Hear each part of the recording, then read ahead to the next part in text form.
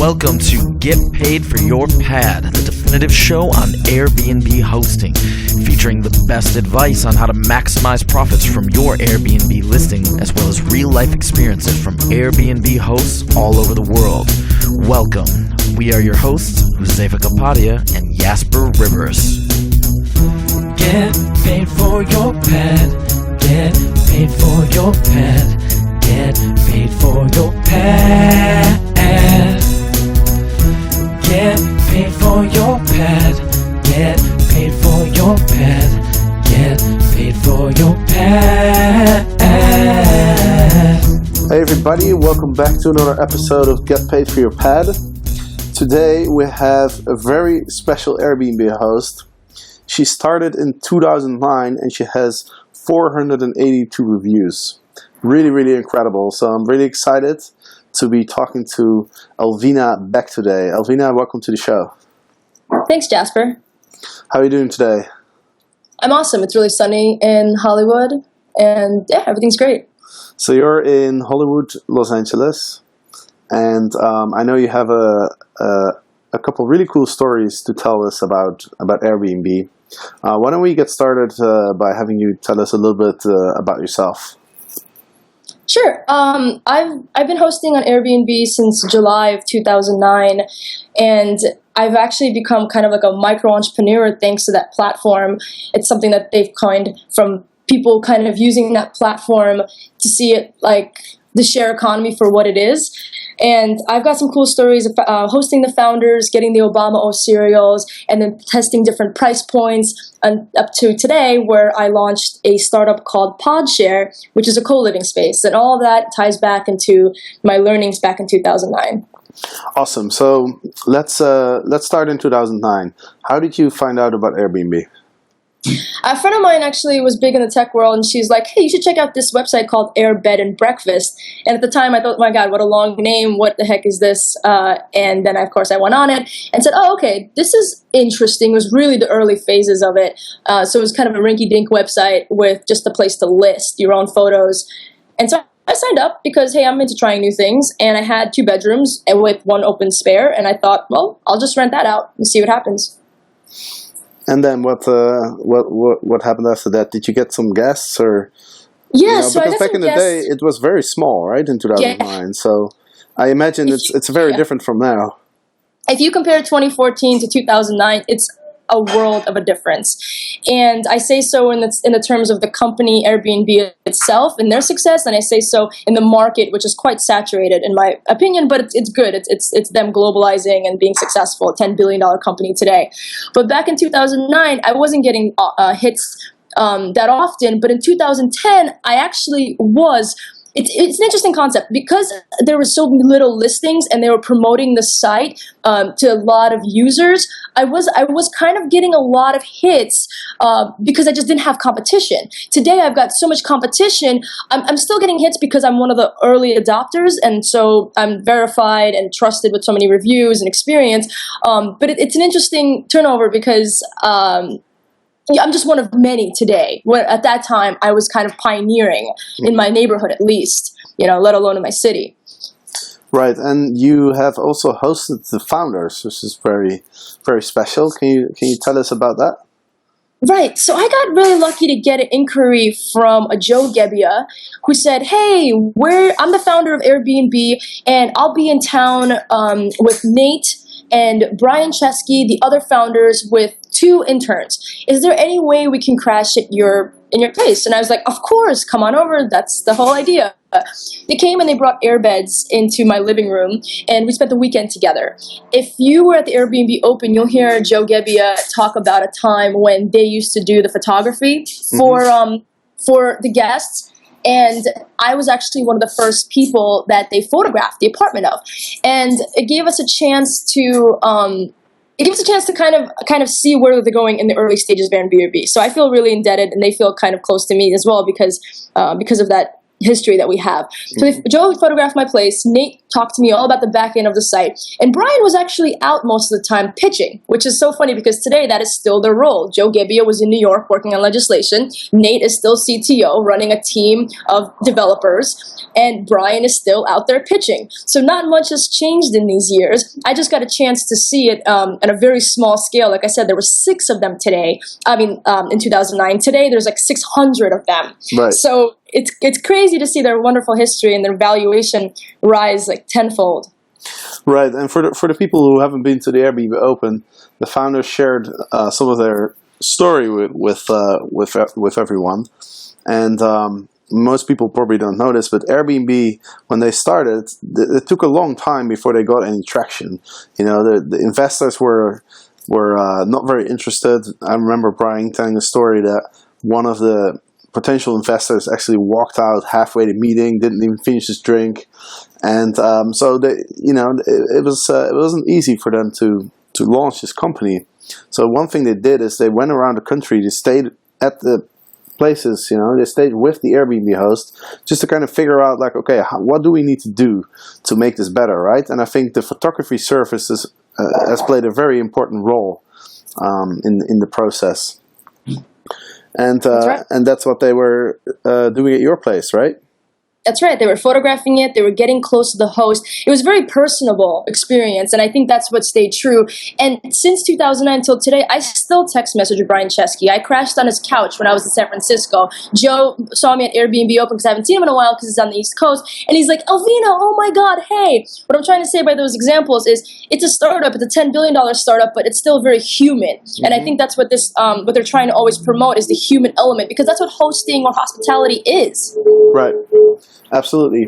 Now, what's the deal with this Obama O's?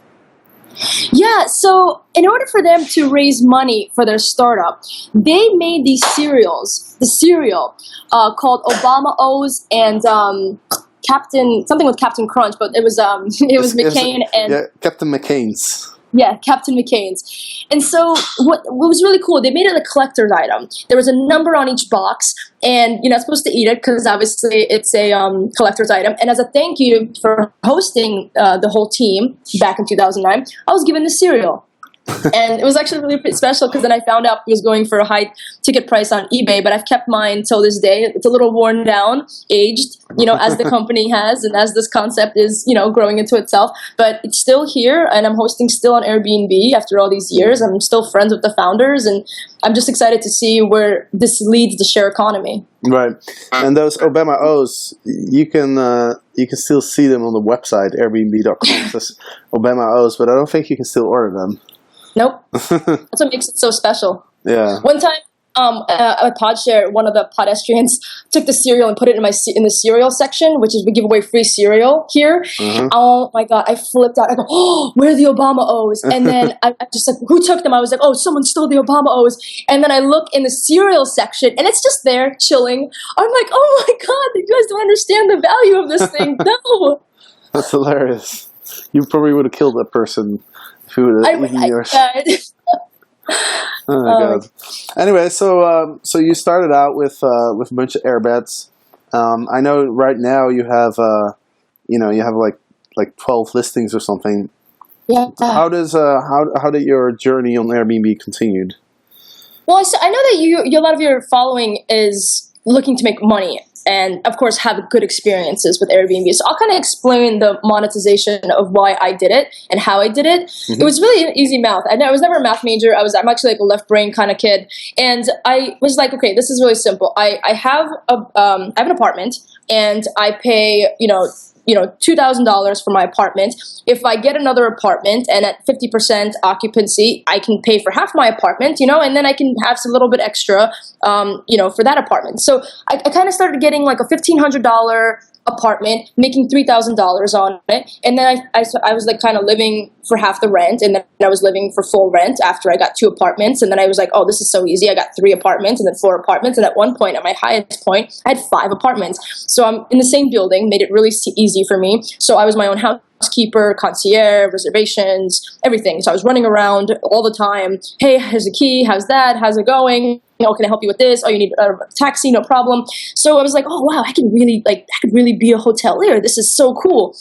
And then my landlord caught on and didn't like it and kind of killed my operation. But I was making a lot of money.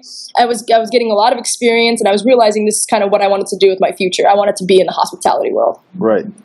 And that's what you ended up doing, because now you're running the pot share. So tell us about the pot share.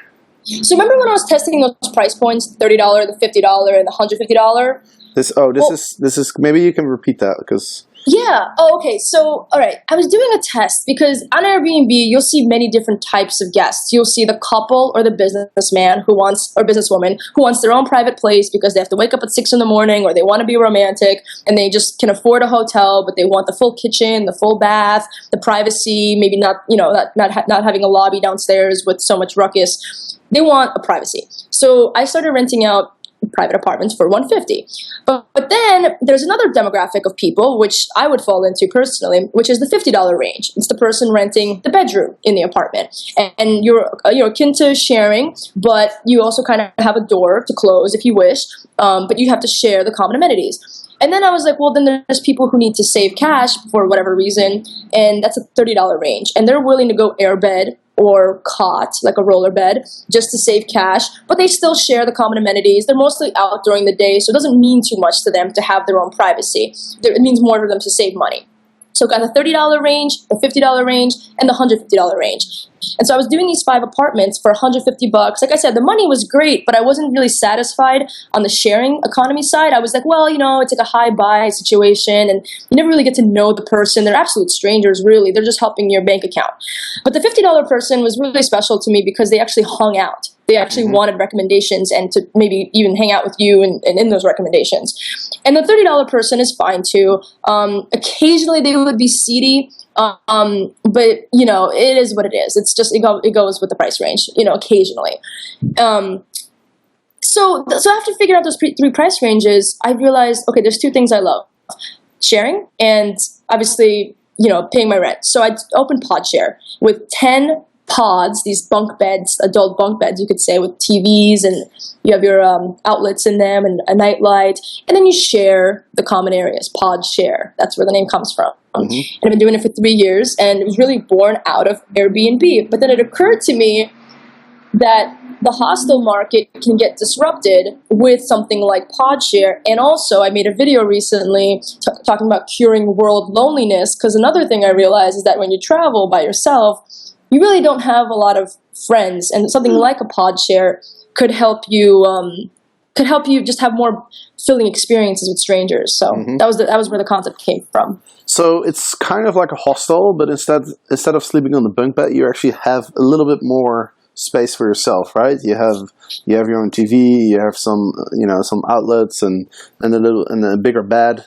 Is that kind of is that a good sort of description? Yeah, it's like a shipping container with the front open, and there's a stairway that takes you into the second level instead of a ladder. I was just thinking of all the things I hated about a bunk bed: the rickety stairs, to the top and the bottom. People on the top bunk bed always get kind of screwed because you feel bad waking up the person on the bottom if you have to go to the bathroom in the middle of the night. So I was like, well, how do we fix this? By making your own stairway to the second level, you just fixed it. You made both parties comfortable. Right. And then having like that shipping container makes you feel like, okay, you're kind of like in your own like enclosed pod. And then the TV, I find actually, if you look at the best party hostels in the country, which I never want to be on that list for, you see that it's they just don't have anything to do. It's just a bunch of beds in a room. So they wind up playing beer pong and, finding something to do amongst each other. But with the TV in each pod, it's such a simple solution where people can tune out and watch Netflix, which is a big deal when you're from Australia and you don't have that type of programming available to you. Or you can choose to engage with other people. But there's a lot more maturity at PodShare, which is just happened accidentally. People really keep to themselves in their own pods if they don't want to be in the lobby hanging out with others, playing guitar or eating or playing Xbox. And the beds are bigger, right? They're doubles. Yeah, there are queen size ones. I have 7-foot ones because I noticed like people come in different shapes and sizes. So I didn't want to put one mattress type, one size bed and one pillow type for everyone. I wanted to be like a la carte. Like, oh, you're 7 foot tall. Let me put you in pod 2. Oh, you're a little wider. Let me put you in pod 3. Oh, you like a firm mattress. Let me put you in pod 1. You know what I mean? Right. There's people. People have preferences, and I wanted to kind of help. I wanted to actually help them achieve better sleeping and experience. Yeah, it's awesome. Is this unique? Like, are there other pod shares around the world? No, there aren't. What there are is there is like the Pod Hotel and Yotel, which are trying to tap into the Japanese pod hotel, sexy LED light, small micro housing. The word pod is sexy, like Apple made it cool, and Japan, anything that comes from Tokyo is sexy right off the bat. It seems like, from Gwen Stefani's Harajuku Girls to every electronic. So I mean, it's kind of a trending word, but in itself, what we're doing is an open floor plan, and people might say, hey, there's no privacy, and we say, yeah, that's the point. The idea is 87% of people that come to PodShare come alone. So we're trying to not create a private wall because they're already trying to cure their loneliness, essentially, by coming here. And when you first showed this to me, I was immediately sold, because when I travel, I want to have a little bit of comfort, but I also like meeting people and sharing, right? But to stay in some sort of party hostel, in an 8 bunk bed room with a bunch of 18-year-old kids from London who are just getting drunk every night, like, that doesn't really appeal to me. Yeah. So I'd love to share, but so this is actually perfect for me. I would totally stay at one of these places. It's comfortable. If I want to chill, I just go into my pod. I put on a movie or whatsoever, but I can also interact with my fellow travelers. Exactly. And in America, we don't really. I know you're not in the States right now. Hostel is actually an ugly word in America. So we're trying to rebrand PodShare, kind of make it like the Chipotle of these spaces. You know what you get. You think it's an open, sexy design. The people who are there are like you, and we try to do a pre-screening process, and we're trying to develop an app which helps you see who's checked into the space before you get there. So you're kind of making educated decisions. Oh, what's the male to female ratio? How many mutual friends do we have on Facebook of everyone that's checked in? That's something that we're going to be developing in 2015 as we expand. But what we're trying to do is, like, hostels, they take one large building, put 140 beds in there, and that's it. Mm-hmm. We're trying to go multiple different small locations across the city. So in Los Angeles, right now I have one. In 2015, I'll have 2. That's in development right now, maybe 3. But the idea is something like LA is so spread out, you really can't see the city by just being in Venice or just being in Hollywood. If you could jump around from different hostels, if I was able to give you discounted or free rides from different pod shares, then I feel like you can see the city much better, and you can meet other people in a shorter amount of time, if that's what you're into, social travel. Right, and you just mentioned that 87% of the people who stay with you are by themselves. Solo. Can you tell us a little bit more about the profile of your guests? Yeah, so early on, Airbnb was doing profiles on people. They were doing verified IDs. It gave you a chance to feel like you knew the person that was coming into your home before you got there.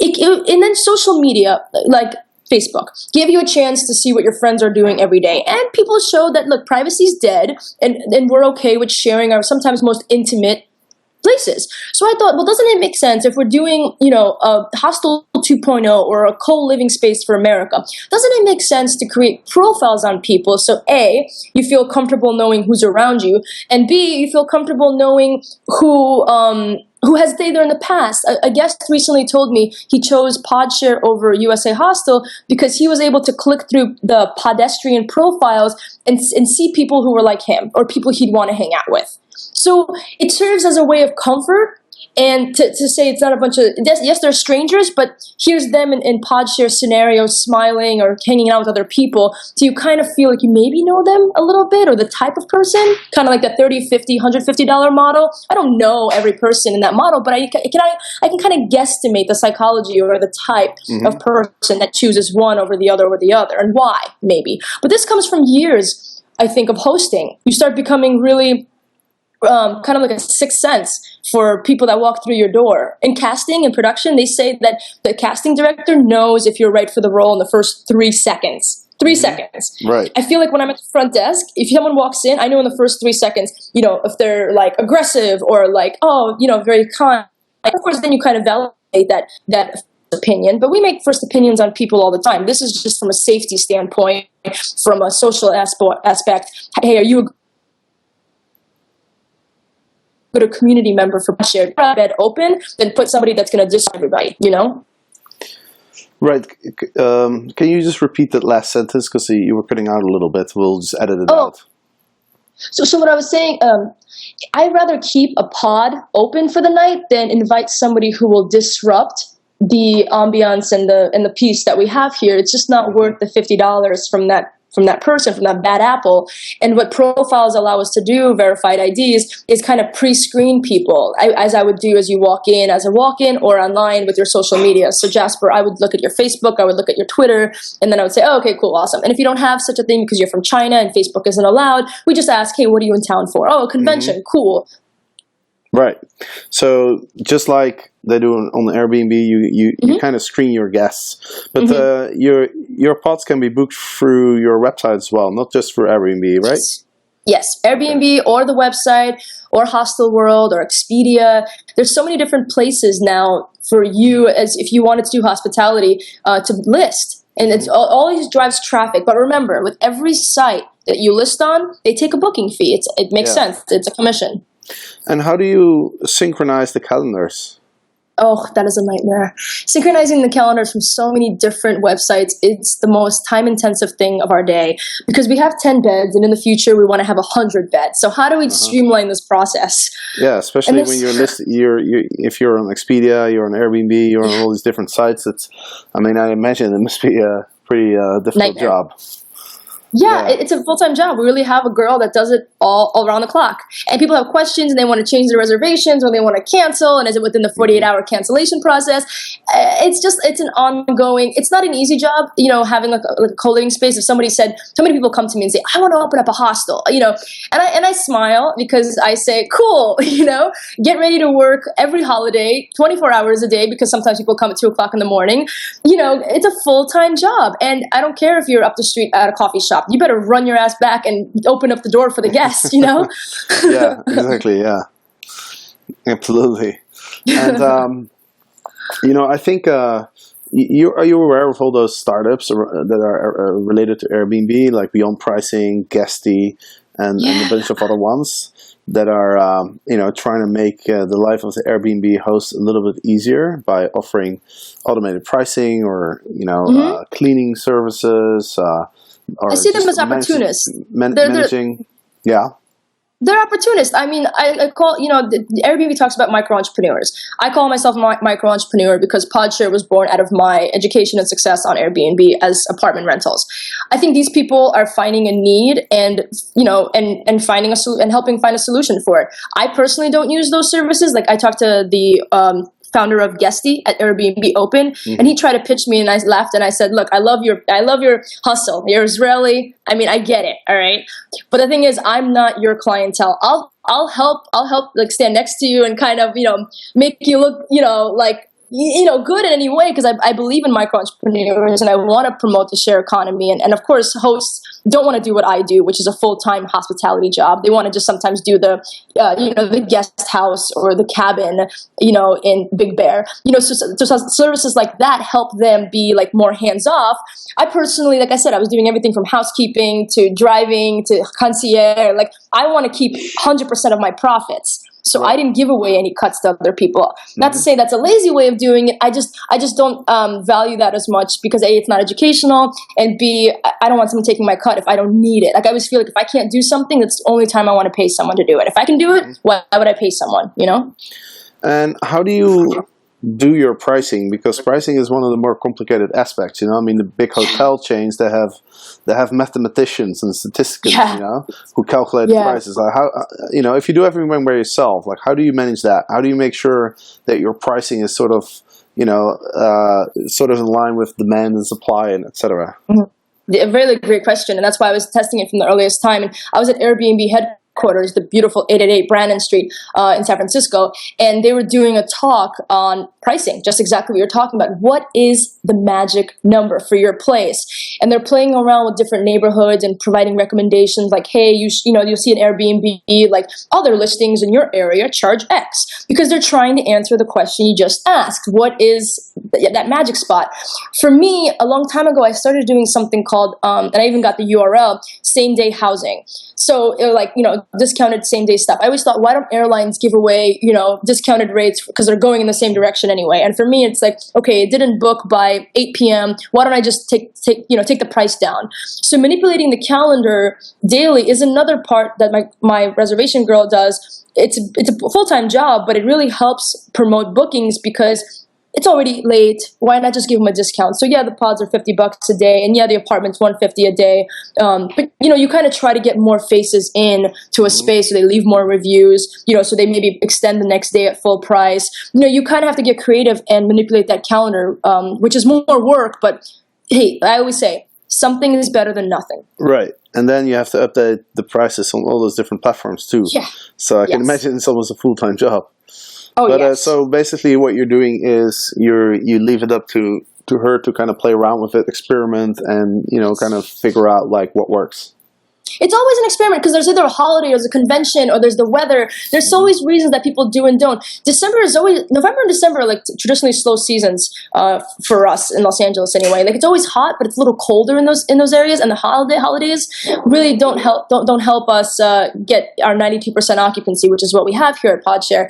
And we have to really get creative. Like, oh my gosh, whether it's Twitter or social media, like how do we reach out to people? Oh, okay, so there's the Hobbit premiere around the corner. How do we reach out to them and make jokes like come to the Podshire, just as a, how do we reach out to the Grumpy Cat premiere people and like how do you get creative and price point it so the people who are here for, screening can afford it, Mm-hmm.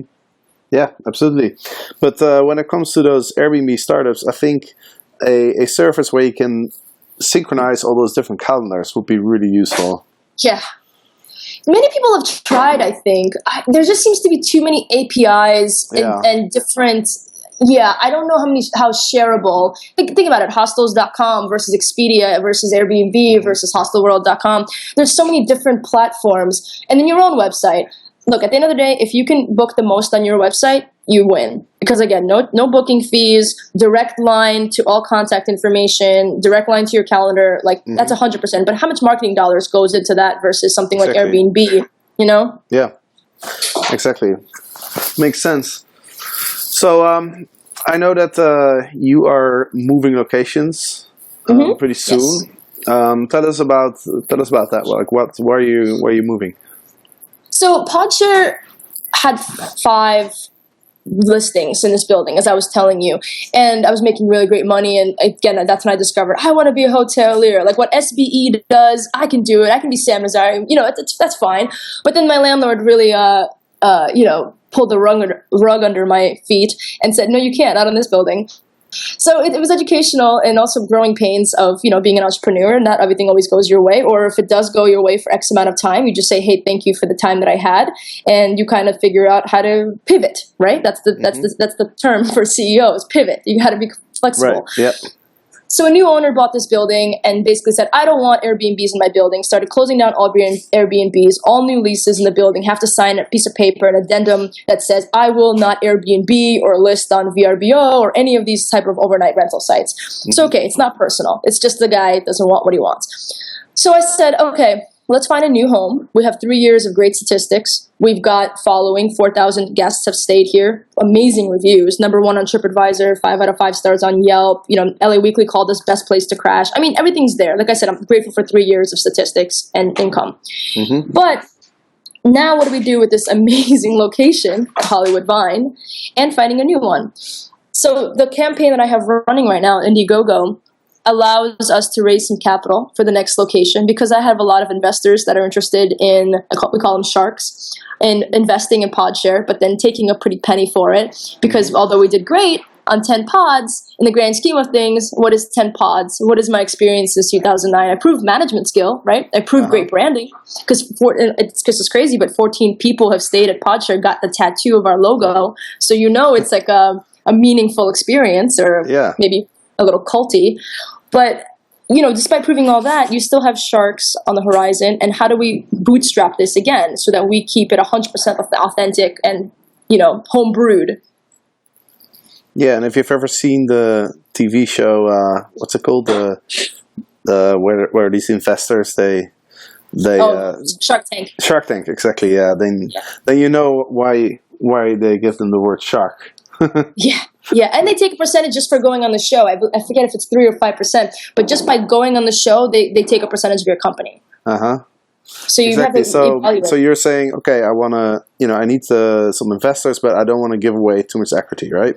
Exactly. It doesn't make any sense. I don't want to work for the man. Like I started my own business. I'm an entrepreneur because I want to work with people, not for people, So, money controls, right? Money is like the beast, it's a double-edged sword. So I said, okay, well, I've raised enough money for 3 years, and I'm okay at saving. And now a little bit pushed with a crowdfunding campaign and awareness, quite frankly, having people know, hey, this Podshare co-living space is closing. We have a new location. Pre-order your pods. We call them prepaid pods, kind of like a Groupon for the next location.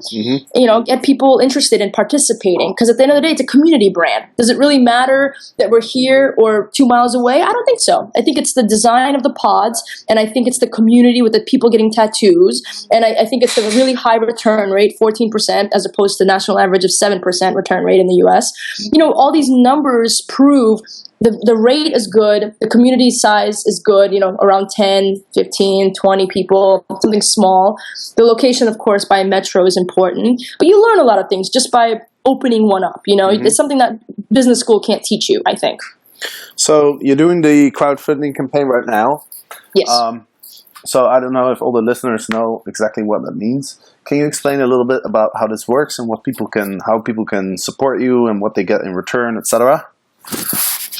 Yeah, I think everybody's pretty familiar with Kickstarter.com. I'm on Indiegogo.com because one of my good friends, Slava Rubin, is the CEO. So I was like, okay, well, let me support again. I'm really big into small business and supporting founders and micro entrepreneurs, a small business. And so I said, okay, let's get on the Indiegogo platform and see what we can raise. So we got started just a few days, like a week ago. We just launched our campaign. We're at $2,800 right now. We're asking for 50, but we have 50 more days. So we're marketing it as a way, Groupon style, prepaid pods and awareness. So people can go on Indiegogo. They can pre-order a pod. So basically means they pay a certain amount now, and they get to stay in one of the pods later, right? That's right. And for this location, what we're doing is a Podshare Labs. Podshare Labs is like a co-working space, cyber cafe, lounge with great coffee, and also like a little mini production place where you can do Instagram videos or record like what we're doing right now, voiceover, or have Skype calls inside of a booth. So I'm going to create this for any pedestrian. In the past, they can come and work here, just a couple of free days. But as long as you're a guest at Podshare, I want you to be able to come to this lounge at Hollywood and Vine and use all the amenities for free, just because we are so happy to have this community of pedestrians. Wow, that's awesome. It's going to be great. On those Kickstarter and crowdfunding things, they also have these special things that you can buy, right? You can reserve the Podshare, but you can also you have these special things where you pay $1,000 and then you're going to do something crazy, right? Yeah, they call it, literally. My crazy.